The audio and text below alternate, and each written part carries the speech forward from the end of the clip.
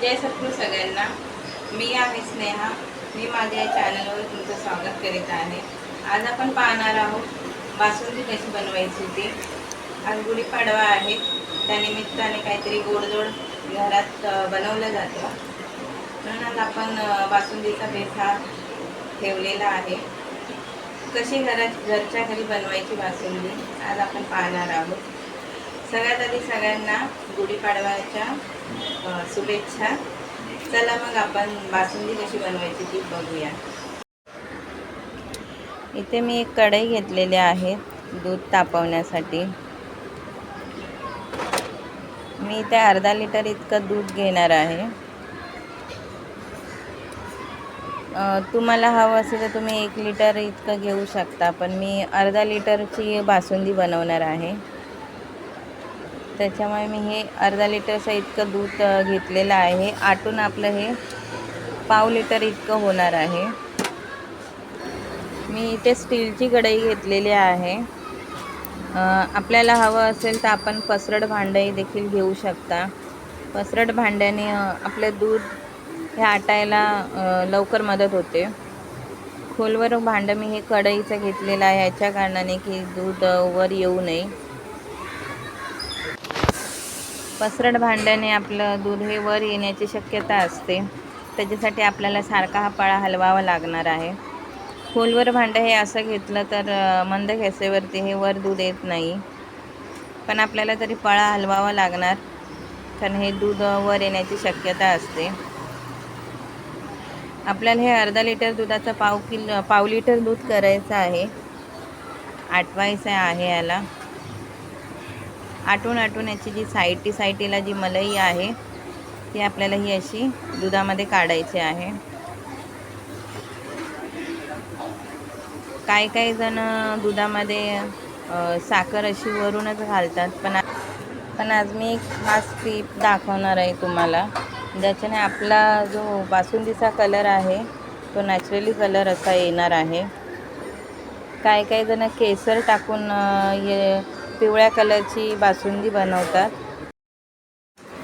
जर आपल्याला हवी असेल तर आपण तशी ट्रिक वापरू शकतो, पण जर नॅचरली आपल्याला बासुंदीचा कलर हवा असेल तर आज मी तुम्हाला एक टिप्स सांगणार आहे.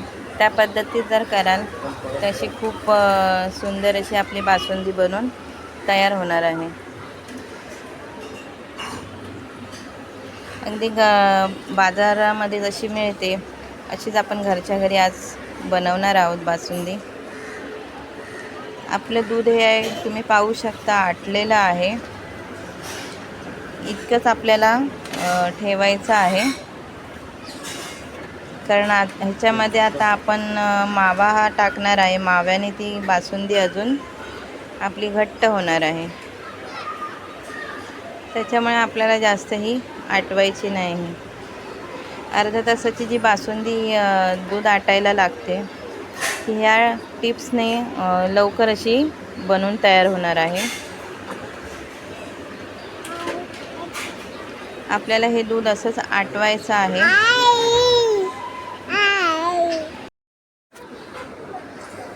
वर जी आपली साई येणार आहे ती आपल्याला अशीच दुधामध्ये टाकायची आहे. इथे मावा मी पाव लिटर बासुंदी अशी बनवणार आहे.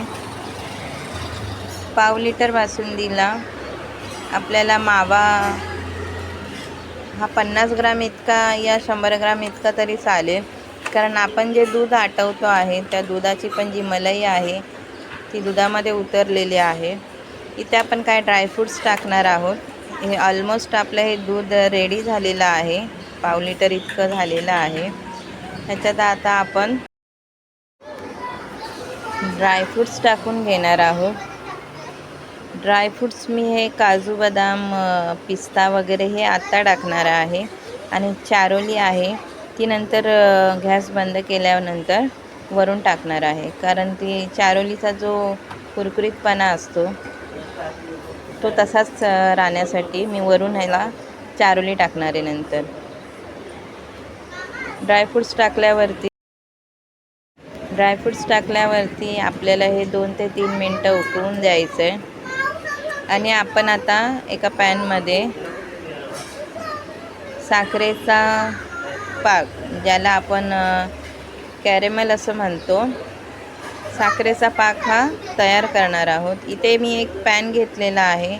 त्या पॅनमध्ये 1 चमचा इतकं तूप टाकलेलं आहे, कारण आपली साखर ही खाली लागू नये त्याच्यासाठी. इथे माझ्या मुलींचा तुम्हाला आवाज येत असेल तरी तुम्ही इग्नोर करा, कारण गुढीपाडवा असल्यानिमित्ताने शाळेला सुट्ट्या आहेत आणि घरात खूप गोंधळ चाललेला आहे. इथे आपलं तूप कडलेलं आहे. इथे मी 1 वाटी इतकं साखर घेतलेली आहे. हे पाणी न टाकता आपल्याला साखरेचा पाक हा तयार करायचा आहे. मंद गॅसवरच आपल्याला साखरेचा पाक हा तयार करायचा आहे.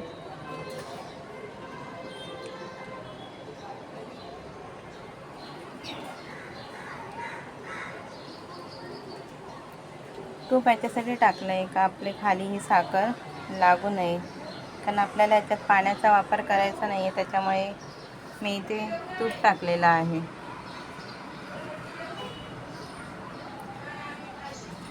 साखरेचा पाक हा आपल्याला इथे रेडी करून घ्यायचा आहे आणि ह्याच्यामध्ये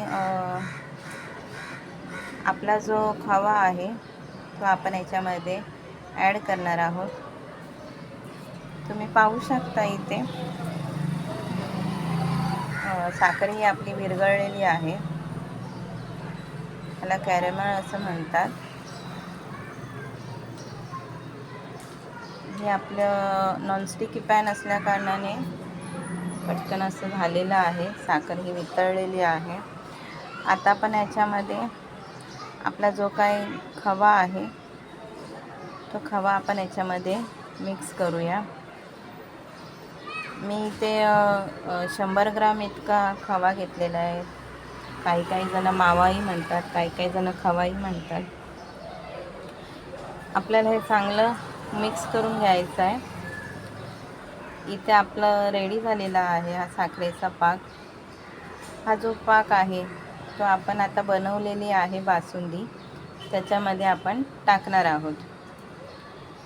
आपण इथे मंद गॅसवरती परत ही बासुंदीची कढई ठेवलेली आहे. याच्यात आपण हे बनवलेला पाक टाकून 2 ते 3 मिनटं परत उकळी येऊ देणार आहोत, कारण आपल्याला हे जो साखरेचा पाक आहे तो मिक्स करून घ्यायचा आहे. म्हणून आपण ह्याला 2 ते 3 मिनटं परत मंद गॅसवरती ठेवणार आहोत. तुम्ही पाहू शकता ह्याला नॅचरली असा कलर आलेला आहे. आपल्याला काही गरज नाही दुसरा कलर वगैरे टाकून या केसर वगैरे टाकून आपल्या बासुंदीलाही. तुम्ही पाहू शकता इथे छान अशी बासुंदी रेडी झालेली आहे. मी गॅस बंद केलेला आहे, तरीही आपली कढई गरम आहे. वरून मी चारोली सोडणार आहे आणि थोडीशी चवीसाठी आणि फ्लेवरसाठी इलायची टाकणार आहे. इलायची ही फ्लेवरला खूप छान लागते बासुंदीला. इथे अशी आपली बासुंदी ही रेडी झालेली आहे घरच्या घरी, अगदी सोप्या पद्धतीमध्ये. गुढीपाडव्यानिमित्त ही तुम्ही घरी बनवा. अगदी उत्तमरित्या ही बनून अशी तयार होते. पाहू शकता तुम्ही. पुरीबरोबरही तुम्ही खाऊ शकता, नाही तर असंही तुम्ही खाऊ शकता. ह्याला थंड करून खा, खूप छान लागते. आणि ह्याला दुसऱ्या दिवशी जरी तुम्ही खाल तर ही खूपच दुसऱ्या दिवशी ह्याला चव छान लागते, कारण आपण जो काय साखरेचा पाक केला आहे तो दुसऱ्या दिवशी आपल्या बासुंदीला त्याची चव छान लागते. रेसिपी जर आवडली असेल तर माझ्या चॅनलला सबस्क्राईब नक्की करा.